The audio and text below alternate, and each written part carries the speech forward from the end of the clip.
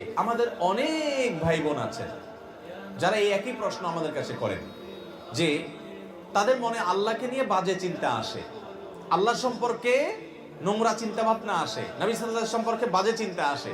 আপনি চিন্তা করুন তো, এই রোগটা যার মধ্যে আসে, এই আশাটা সেই লোকটাকে যদি অস্থির করে দেয়, তাহলে বুঝতে হবে এই লোকটা আসলে ঈমানদার, তার পেরেশান হওয়ার কোনো কারণ নেই।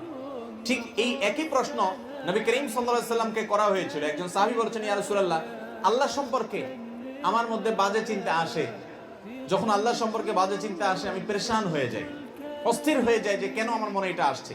নবী করিম সাল্লাল্লাহু আলাইহি ওয়াসাল্লাম বলেছেন, যাকা নাফসুল ঈমান, তোমার মনে আল্লাহ সম্পর্কে বাজে চিন্তা আসছে, আসার পরে তোমার মনটা অস্থির হয়ে গেছে, এটাই তো তোমার ভিতরে ঈমান থাকার দলিল।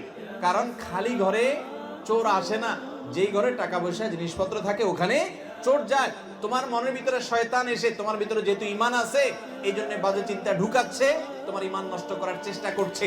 তুমি সেটা টের পেয়ে গেছো, অস্থির হচ্ছ, পেরেশান হচ্ছ, এর মানে হলো তোমার ভিতরে ঈমান আছে। এটা ঈমান থাকার প্রমাণ, তোমার টেনশনের কারণ নাই, বরং আল্লাহ শুকর আদায় করবা। আর এটাকে একেবারেই আমলে নিবে না।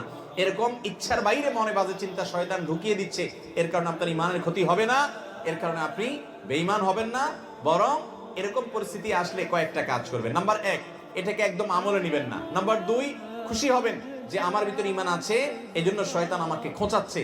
কোনো অমুসলিম, কোনো ভিন্ন ধর্মের অনুসারী কিংবা কোনো নাস্তিক জীবনে এই কথা বলবে না যে তার মনে এরকম হঠাৎ হঠাৎ বাজে চিন্তা আসে, কারণ ওর ভিতরে তো ঈমানই নাই। শয়তান তার কাছ থেকে ঈমান ছিনিয়ে নেওয়ার চেষ্টাই করবে না। শয়তানকে আমরা দেখি না, গোটা কোরআন জুড়ে সবচেয়ে বেশি সাবধান করা হয়েছে আমাদেরকে শয়তানের ব্যাপারে।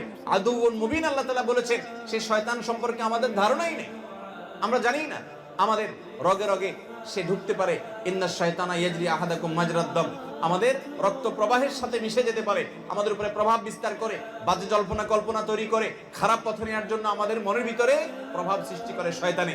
এই শয়তান সে কিন্তু কোনো ওই যে শয়তানের অনুসারী, শয়তানের গোলামের মধ্যে পাবেন না, তার মধ্যে শয়তান থাকে না। ঈমানদারের মনে বাজে চিন্তা আসে, এই কথা চিন্তা করে আল্লাহ শুকর আদায় করবেন। তাহলে প্রথম কাজ হলো এটাকে পাত্তা দিবেন না, এর কারণে আপনার ঈমান ক্ষতি হবে না। দ্বিতীয় কাজ হলো আল্লাহ শুকর আদায় করবেন, আমার মধ্যে ঈমান আছে দেখেই আমার মধ্যে এগুলো আসছে, নবীজি বলেছেন সেটা। নাম্বার 3, এরকম বাজে চিন্তা আসলে আমানতু বিল্লাহি ওয়া রাসূলিহি, এটা পড়বেন, আমানতু বিল্লাহি ওয়া রাসূলিহি, আমি আল্লাহ এবং তার রাসূলের প্রতি ঈমান আনলাম। এটা বললে দেখবেন যে মন থেকে এই শয়তান দূর হয়ে গেছে।